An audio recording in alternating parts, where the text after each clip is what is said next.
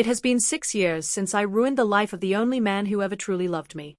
Back then, I was 28 and married to David, a quiet, brilliant, and endlessly kind soul. He wasn't the type to sweep me off my feet with grand gestures or dramatic declarations. Instead, he was steady, loyal, dependable. The kind of man who would fold the laundry without being asked, prepare my coffee exactly the way I liked every morning, and remember my mother's birthday even when I forgot. But I was selfish. I mistook his constancy for monotony. I convinced myself that I needed something more, something exciting. That's when my boss stepped in, charming, wealthy, confident, and always quick with a flirtatious remark. At first, I brushed it off, but secretly I enjoyed the attention. It was intoxicating, addictive even. Flirting turned into drinks, and drinks eventually led to nights I can never undo. It wasn't love, not even close.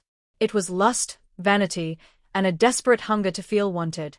I told myself it was temporary, that David would never find out, that it would pass. But secrets like that don't stay buried forever, they seep out through the cracks. One evening, I came home and found David at the dining table, my phone in his hand. I will never forget his expression. He wasn't angry, he wasn't shouting. He looked hollow, as if something deep inside him had quietly broken. His voice was calm, almost fragile, when he asked me a single question. Why? I had no answer. Nothing that could explain away my betrayal. That night, he packed a bag and left. No argument, no pleading, no tears. Just silence. I thought he might return, but he never did. A month later, divorce papers arrived. He didn't ask for the apartment, the car, or even a single piece of furniture. It was as though he wanted to erase me completely. And as for the affair? It fizzled quickly. My boss moved on to someone else within months.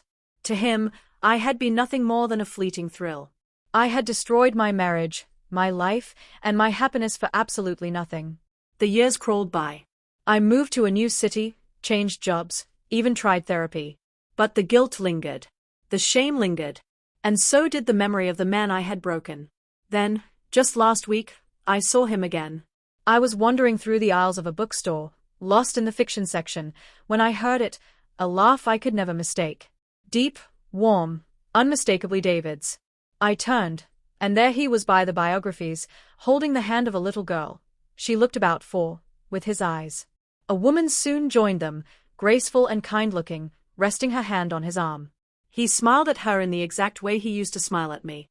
They looked like a picture of a life beautifully rebuilt, one I no longer belonged to. He didn't notice me, or if he did, he gave no sign. I didn't approach him. I simply stood there, heart racing, throat dry, watching from a distance. And then I walked away. I don't even know why I'm writing this. Maybe because I never apologized. Maybe because I've carried this burden alone for too many years. Maybe because a part of me still needed to know he was okay. And he is. He looked happy. Truly happy. That has to be enough. It's far too late to ask for forgiveness, but it's not too late to acknowledge the truth. I was wrong. I was weak. I was ungrateful.